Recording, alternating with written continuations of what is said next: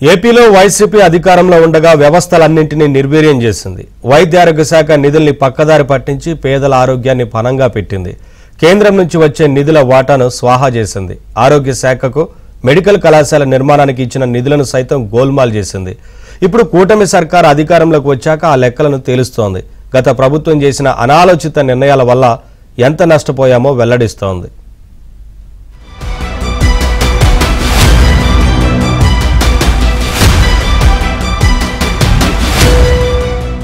YCP నేతృత్వంలోని జగన్మోహన్ రెడ్డి అధికారంలో ఉండగా వ్యవస్థలు భ్రష్టుపట్టిపోయాయి. చివరకు వైద్య ఆరోగ్య శాఖ, వైద్య విద్యని సైతం దెబ్బతీశారు. గత ఏడాది ఆరోగ్య శాఖకు కేంద్రం 2403 కోట్లు కేటాయించగా దాంట్లో 1245 కోట్లు మాత్రమే వచ్చాయి. రాష్ట్ర ప్రభుత్వం మ్యాచింగ్ గ్రాంట్ 775 కోట్లు చెల్లించకపోవడం వల్ల 1000 కోట్లను కేంద్రం నిలిపివేసింది.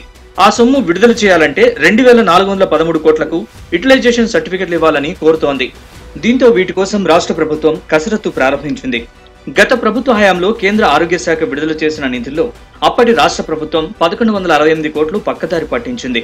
2023-24 ఆర్థిక సంవత్సరంలో ఆరోగ్య శాఖ 4022 కోట్లు ఖర్చు చేయాల్సి ఉండగా దీనిలో కేంద్రం వాటా 2413 కోట్లు విడుదల చేసింది. అయితే రాష్ట్ర ప్రభుత్వం 1245 కోట్లు మాత్రమే ఇచ్చింది. మిగిలిన నిధులు ఏమయ్యాయో తెలియక ఆరోగ్య శాఖ అధికారులకు కూడా అర్థం కావడం లేదు. ఇదిలా ఉంటే ఇప్పుడు ఆ నిధులపై కూటమి సర్కార్ ఆరా తీసి బాధ్యుల్ని గుర్తించే పనిలో పడింది.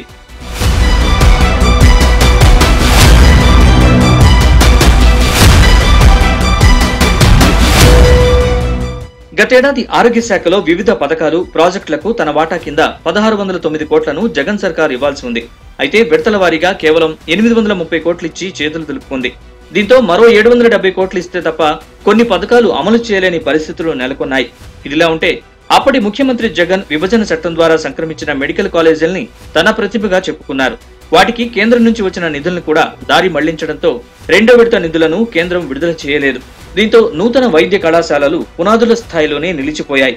ఇదిలా ఉంటే గత ప్రభుత్వ నిర్వాకంతో ప్రధానమంత్రి మాతృవందన యోజన కింద కాన్పయ్యాక బాలింతలకు 6000 రూపాయలు ఇస్తారు. కేంద్ర రాష్ట్ర ప్రభుత్వాలు కలిపి ఈ మొత్తం ఇవ్వాల్సి ఉంటుంది.